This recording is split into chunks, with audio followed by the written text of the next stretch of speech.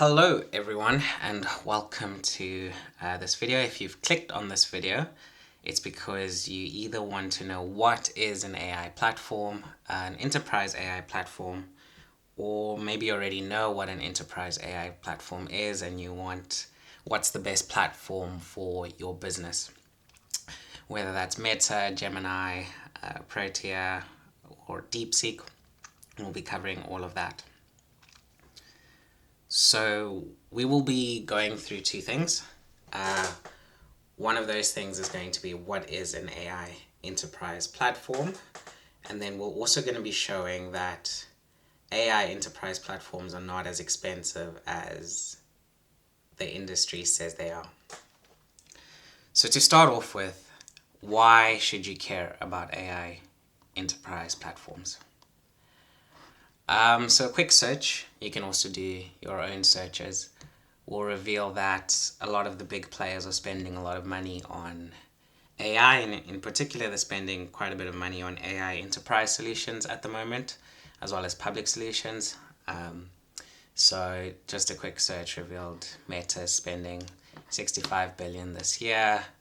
KPMG invested 100 million into Google enterprise AI services.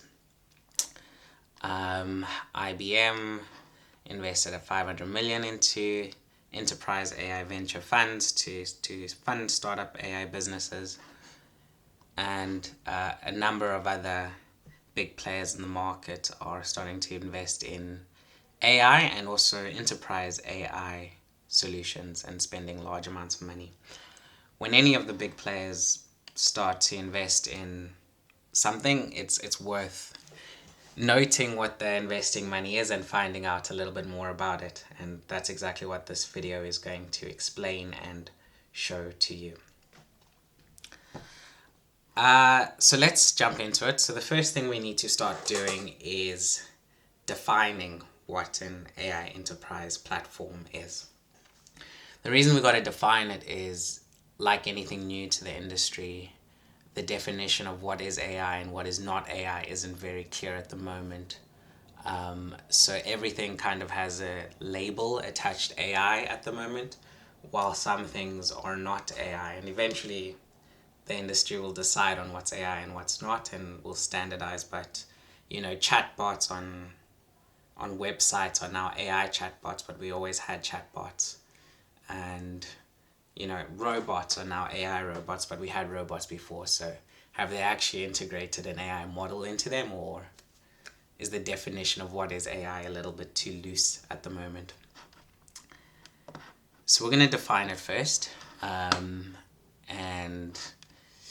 everyone can create their own definitions, but we're going to be creating our definitions of what an AI platform is. So our definition, according to an AI platform, has four things. Firstly, you have the AI model, and that's kind of the engine of your AI solution. So we have an engine. And the best way to understand what the engine is they usually have a number associated with them. And I'm not going to debate about what's the best engine, and there are other people out there who know a lot more about how you create these engines, but some engines include GPT, I think it's on 4.1, Gemini 2.0, Meta's got one, Llama 3.1, and I think DeepSeek, I don't know what version they're on, but they've got an engine. And usually they have some number associated with them because they're constantly being updated and new versions are coming out which are more intelligent than the previous ones. But for our purpose, there's just some type of engine. Next, we have an interface. And an interface is, we're building a car, by the way, so we compare platforms to cars just for ease of explanation. We have an interface, and your interface is kind of the model of your car. So how your car looks, is it red, is it white, is it sleek, is it big? So that's all the model of the car. And the model is how you interact with the engine. So it can be a website, and that website can look differently. It can be an app. There are apps for ChatGPT and Gemini. It can be directly in some tool. So like Copilot, put it into Excel or into Notes. You can actually see it in the top corner here. There's Copilot. So it can be in a tool, or your developers can build the interface however you want it to, but you need some way to be able to talk to the engine. Next, specifically for an enterprise, we have private data storage. So that's quite important. You want to keep your data separate to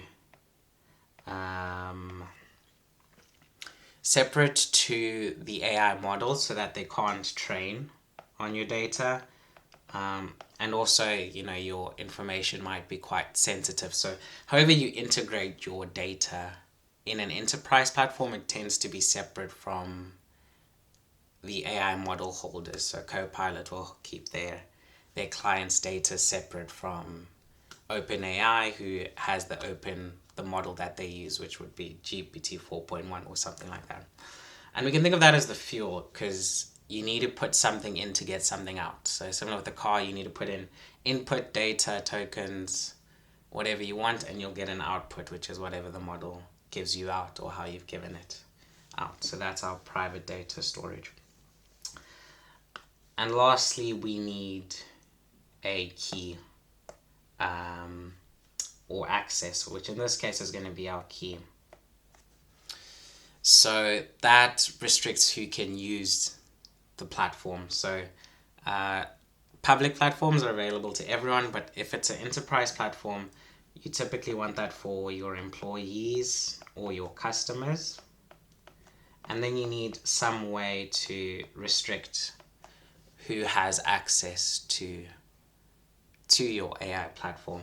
And there's different ways that you can manage access. You could have Google sign-on, you could have Microsoft sign-on to integrate with your business. You can have two-step authentication and a number of other stuff to control access to your AI platform. You combine these four elements and you get what we would call an AI enterprise platform, or your car. That's how you get your car. And these are the four components that you would need to be able to do that. And different platforms offer you different amounts of customizations on them. Some offer 2, some offer 3, some offer you all 4. Most of them would at least offer you 2. Okay. So let's take a look at each of these and examples of each of these. And we're going to start off with the AI model. So if you want to see the AI model that's being used with a particular interface, you can usually just type in the AI model like ChatGPT or OpenAI, and then type in API afterwards, and you'll get a website that takes you to the back. And then at the back, you can kind of click and see the models that are being used. So these are the types of models that are available with OpenAI, the ones who created ChatGPT. And you can choose these different models and see the different ones. Let's say you went to Google or Gemini and you were interested in some of them. This is the front end, but there's a back end. Usually you look for the number, and these are the models that you can click on. Those are the different models available to you. Now let's look at an example of the interfaces. So the interfaces here, this is a ChatGPT interface, and for this video we had 2 base questions that we were going to take a look at. The 2 base questions that we asked our different interfaces, so these are internet interfaces, was recently, why are Tesla's stock prices falling? And this is the ChatGPT interface. So you'd throw a question in and you get an output out, and it answers similarly to this. And then our second question was, write me a code. write me a code to update all links and close an Excel workbook. And these are the outputs it gave. So there's a few things to note about their interface. One, the links are kind of at the bottom of the information it searched, so that's fully customizable. These pictures that it gave at the bottom with the link to the sources, that's also something that you just code in. So that's the interface that makes it customizable. You can change it if you want. The next question, like how it did the coding. So you asked a coding question. This tick, I'm not a big fan of this tick, but that's an option. You can change that. The coding that it comes through, which allows you to copy code, that's all optional. And then these buttons at the bottom and everything about this is completely optional and customizable. If you ask the same question on Gemini, I think Gemini handled the first question better, and the second coding question, I'm not a big fan of the side view, one view on the left, one view on the right, but I'm sure there's a way to remove that. So our first question was, why are Tesla stocks ending? And it provided this answer. The links in Gemini are actually linked to the words. So you click here and I think you can see the source, but that's how they designed it, the interface to work like that. And it's green because I think it's in dark mode, and you'll be able to probably change that. And then for the coding question, we asked the same coding question. It provides this canvas on the right with the code. I think a slight improvement to this would be if you could see the color associated with the code. Just makes it a little bit easier to understand, but you could just copy and paste it as an example. And then we have a look at our interface over here. And we asked the same two questions. So if we go to the conversations,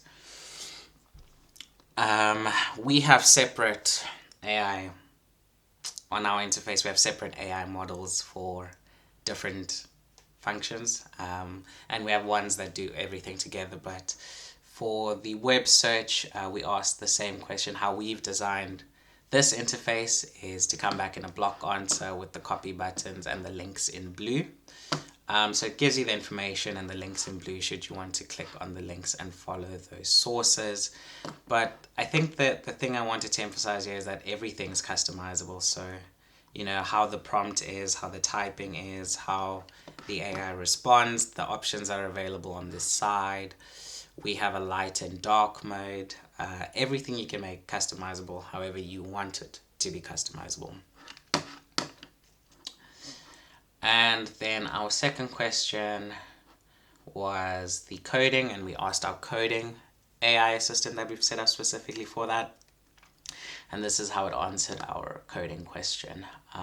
So it provides a block code as well. We prefer to have the colors available with a copy option should you want that. And this strictly provided the code, no emojis or anything like that, because we didn't include code to do that within our interface. But those are examples of interfaces, and these interfaces are completely customizable and changeable dependent on the company. Okay, then all of them will have private data storage that we've already touched on, where you store your data and how you access your data. And that private data storage could be the company's own cloud solution or data storage. It can be integrated into that, or it can be one of the third-party apps, private data storages. And then, like we said, we have access to the AI. And the access can be Google, Microsoft, two-step authentication. Most of these have at least Google sign-in. You probably need to get a bit fancy for Microsoft Authenticator. We have Microsoft Authenticator. And we can also add in two-step verification and any other verifications that are required.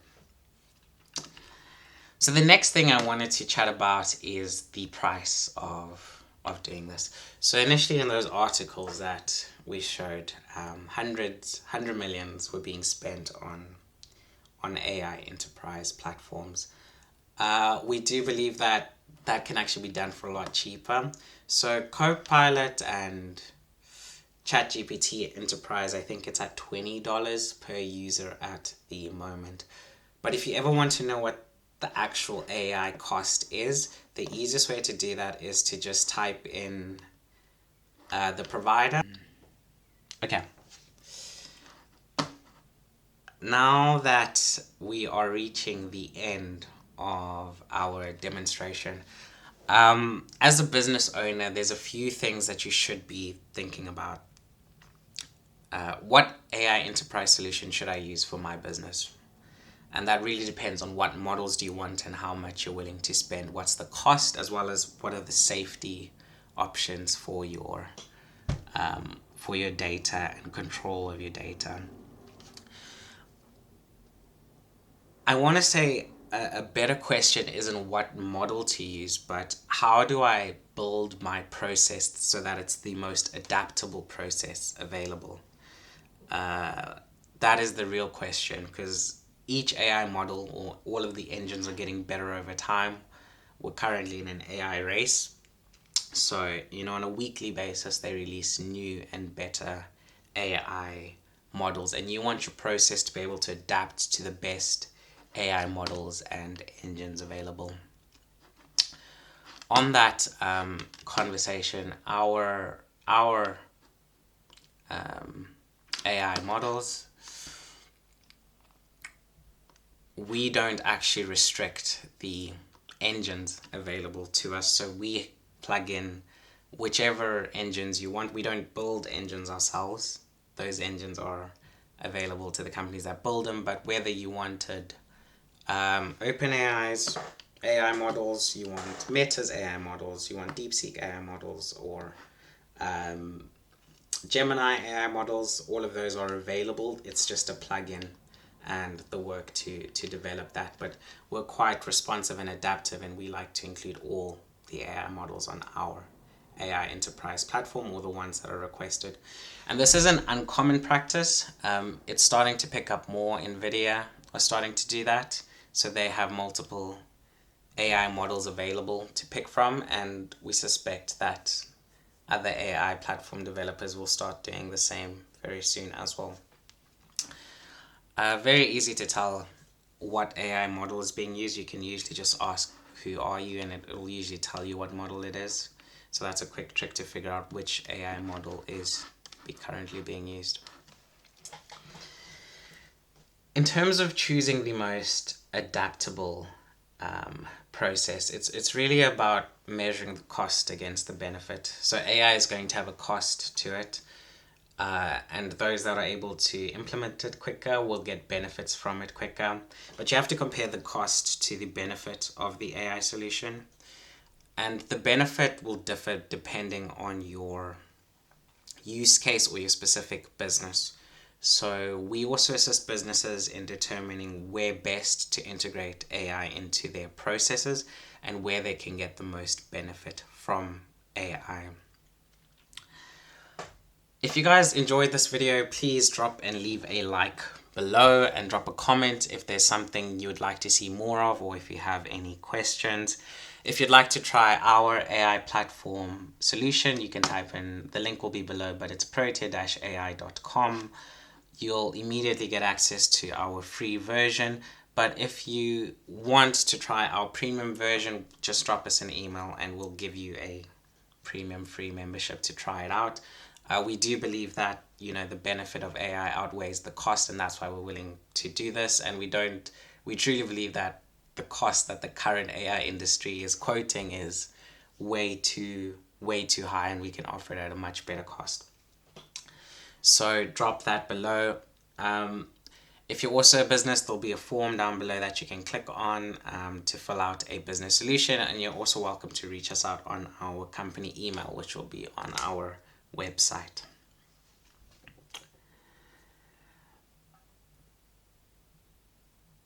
That is it for this video. I hope all of you enjoyed, and I hope you have a better understanding of what AI platforms is. If there's anything you'd want us to cover in a little bit more detail, or you have any questions, please just reach out to us. Thanks all, and we'll catch you in the next one.